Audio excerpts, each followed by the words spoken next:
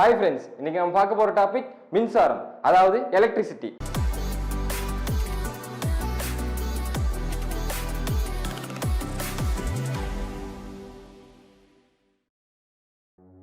எலக்ட்ரிசிட்டின்னு சொன்னோடனே இவர் நம்ம எல்லாத்துக்குமே ஞாபகம் இருக்கும். ஆமா, இவர் தான் தாமஸ் ஆல்வா எடிசன் 1879ல மின் விளக்கு கண்டுபிடிச்சாரு. இவர் கண்டுபிடிச்ச மின் விளக்குனால இருண்டு போன நம்ம வீடு இப்ப பிரகாசமா எரியுது. மின்சாரம் இல்லாம நம்மளால இந்த வாழ்க்கையை லீட் பண்ணவே முடியாது. இப்ப நமக்கு தோணுச்சுன்னா ஒரு சுவிட்ச் போடுறோம், உடனே லைட் எரியுது, ஃபேன் ஓடுது, எல்லாமே மின்சாரம் தான். மின்சாரம் இல்லாத வாழ்க்கை வந்துட்டு ஒரு நரகம் மாதிரி தான் ஆயிப்போச்சு இந்த காலகட்டத்துல.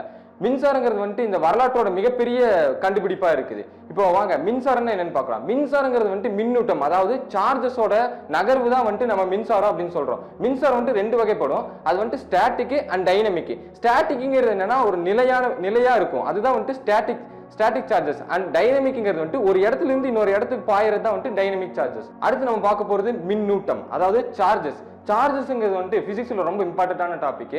சார்ஜஸ் ரெண்டு வகைப்படும். ஒன்னு பாசிட்டிவ், இன்னொன்னு நெகட்டிவ். இப்போ ஒரு காந்தத்தை எக்ஸாம்பிள் எடுத்துக்குவோம். ஒரு பாசிட்டிவ் இன்னொரு பாசிட்டிவ் வச்சோம்னா ரெண்டு விலக்கிக்கும். இதே ஒரு நெகட்டிவ் ஒரு பாசிட்டிவ் வச்சோம்னா ரெண்டு ஈர்த்துக்கும். இப்போ சார்ஜஸ் ஒரு இடத்துல இருந்து இன்னொரு இடத்துக்கு எப்படி நகருதுன்னா சிறிய அணு துகள்கள் மூலம் நகருது. அதாவது பாசிட்டிவ் சார்ஜஸ் புரோட்டான்கள் மூலமாகவும், நெகட்டிவ் சார்ஜஸ் எலக்ட்ரான்கள் மூலமாகவும் தான் ஒரு இடத்துல இருந்து இன்னொரு இடத்துக்கு நகருது. நம்மளை சுத்தி நிறைய லட்சக்கணக்கான புரோட்டான்கள் மற்றும் எலக்ட்ரான்கள் இருக்கு. அதெல்லாம் மெட்டல், அதாவது இரும்புல ஒரு இடத்துல இருந்து இன்னொரு இடத்துக்கு நகரும். இதே நான் மெட்டல், இந்த மரம் செவரு இதுல எல்லாம் ஒரு இடத்துல இருந்து இன்னொரு இடத்துக்கு நகரவே நகராது. இப்போ நீங்க உங்களுக்கு உடனே ஒரு டவுட் வந்திருக்கலாம், எப்படிடா எலக்ட்ரான்ஸ் புரோட்டான்ஸ் எல்லாம் ஒரு இடத்துல இருந்து இன்னொரு இடத்துக்கு ஒரே நேர் திசையில நகருது அப்படின்னு. அதுக்கான காரணம் என்னன்னா டிரான்ஸ்ஃபார்மர்ஸ்ல நம்ம கொடுக்குற ஆற்றல்னால தான் எலக்ட்ரான்ஸ் ஒரு இடத்துல இருந்து இன்னொரு இடத்துக்கு ஒரே சீரா மூவ் ஆகுது.